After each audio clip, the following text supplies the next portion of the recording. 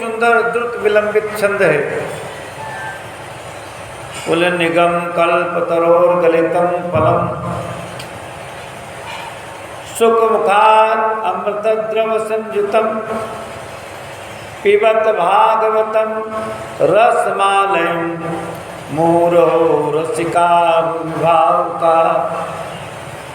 निगम कल्प तरोर गलितम फलम, ये भागवत क्या है? वेद रूपी वृक्ष का पका हुआ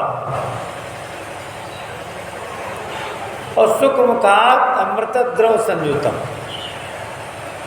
सुखदेव जी के मुखार बिंद से अमृतमयी लार इसमें लग गई तो और मधुर हो गया। अमृत क्या है? बोले कृष्ण कथा, और कृष्ण कथा श्री सुखदेव जी के मुखार बिंद से निरंतर निकलती रहती तो उसी कृष्ण कथा से संयुक्त हो गया है।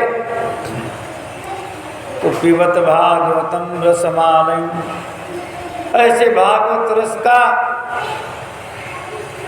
जीवन भर पान करना चाहिए। भागवत रसम आलयम पिबत,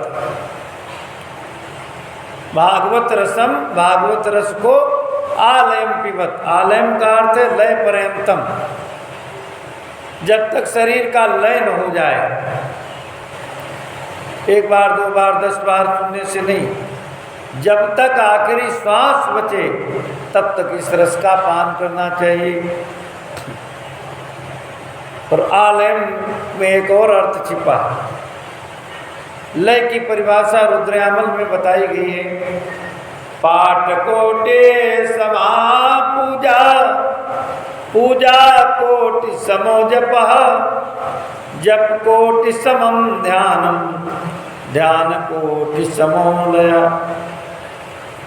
पाठ कोटि समा पूजा, भगवान की जो पूजा है वहाँ करोड़ों पाठ से बढ़कर, पूजा कोटि समो जपा, पर भगवान के नाम का जप करोड़ों पूजा से बढ़कर है।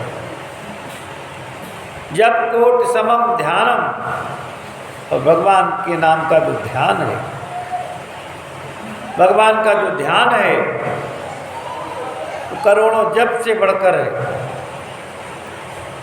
ध्यान तो हम इसलिए करते भगवान का कि भगवान को ही भूलते हैं, नहीं तो और वस्तुओं का कोई ध्यान करने को नहीं कहता। कोई आचार्य जी नहीं कहते हैं कि अपने बच्चों का ध्यान करो, अपनी पत्नी का ध्यान करो, अपने पैसे का ध्यान करो, अपने घर परिवार का ध्यान करो। क्यों? ये चीज़ें तो ध्यान से उतरती ही नहीं है। उतरने वाले हैं भगवान, भगवान ध्यान से उतरते हैं तो कहते भगवान का ध्यान करो।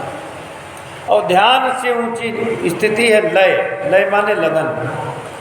ध्यान कोटि समो लया, भगवान में लय लग जाए, लगन लग जाए तो समझ लो करोड़ों ध्यान समाहित हो जाए उसमें।